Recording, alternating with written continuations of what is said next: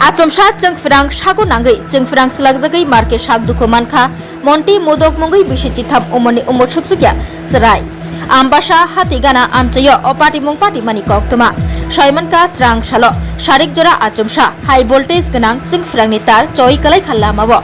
Chengfrang Nitar Shago Nangai Thangka Monti Modokni Shago Nangmani Bai Chengfrang Slagzagai Marke Shagduko Manka Tebini Shak Hami Thangmani Koktuma Yagulo Monti Modokno Dolai Hangko Shakamnogo Tubozaka Te Arni Jibi Shakamnogo Refer Klaizaka Babasha Fashing Te Amchini Lukurok Joli Jagai Thangpai Lamaka Sulaimani Koktuma Te Amchini Lukurok Ambasha Electronic Habanogo Thangai Manikini Shibai Shukruk Klailakha Police Rock Mana Klaina Faika Hinke Ambasha Thanani Osi Nobo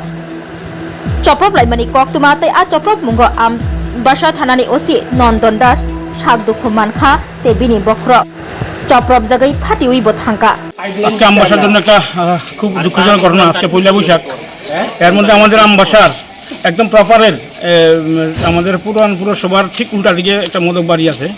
ওই বাড়ির একটা বাচ্চা মেয়ে মন্টি মদক ওনার ওই ইলেকট্রিকের তার ছিঁড়া তার বাচ্চার মেয়ের শরীরে পড়ে গেছে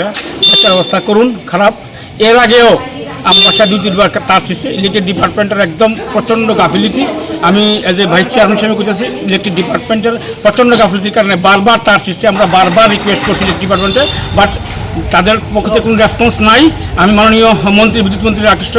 দৃষ্টি আকর্ষণ করছি উনি আমাদের এই বাচ্চারা আমরা এখন জীবিত রেফার করছে আমি ওনার দৃষ্টি আকর্ষণ করছি আপনার মাধ্যমে তাদের ব্যবস্থা করে বাচ্চারা আমাদের এলাকার বাচ্চা মেয়ে একটা 13 বছরের বাচ্চা মেয়ে অবস্থা খারাপ আমি মাননীয়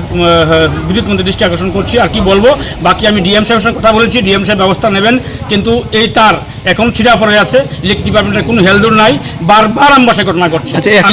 এক সপ্তাহ আগে একটা টমটম আই নো বাট সেই ব্যবস্থা তারা করেনি কোন ইলেকট্রিক ডিপার্টমেন্টের প্রচণ্ড গাফিলতি রেশমি মোদক মন্টি মোদক 13 বছরের মেয়ে আমবাসা বাড়ি আমবাসাতে থেকে আমাদের পুরাই হসপিটাল ইমার্জেন্সিতে আসে history of touch with high voltage wire high voltage তারের সাথে